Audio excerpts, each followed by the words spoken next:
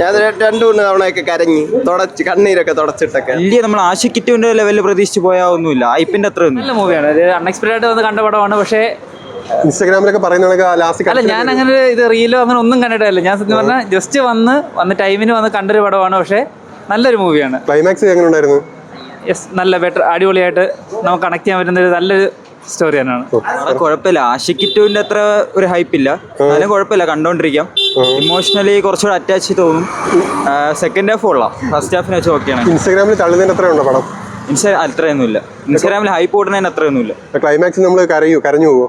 അത്രയ്ക്കില്ല, നമുക്ക് കുറച്ച് ടച്ച് ആവും, അത്രേ ഉള്ളൂ. വലിയ നമ്മൾ ആഷിക്കിറ്റുവിന്റെ ലെവലിൽ പ്രതീക്ഷിച്ച് പോയാൽ ഒന്നുമില്ല, ഹൈപ്പിന്റെ അത്രയൊന്നുമില്ല.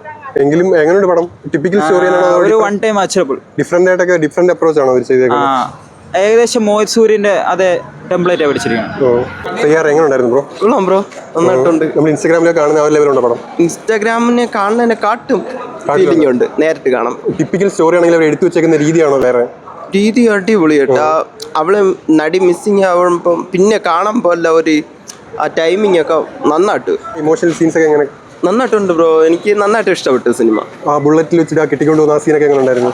അതൊക്കെ ഒരു എന്താ പറയുക, പുതിയ ഒരു മോഡലായിട്ടൊക്കെ.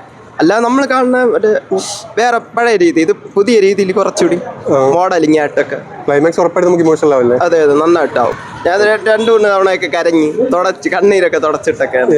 യഥാർത്ഥ ആഷിക്കി 3 ക്ക് വരും ഈ പടം വരുന്ന ആഷിക്കി 3 ഒക്കെ ഇറക്കിയതിന് കുറച്ചും കൂടി അല്പം കൂടി ഇതായി.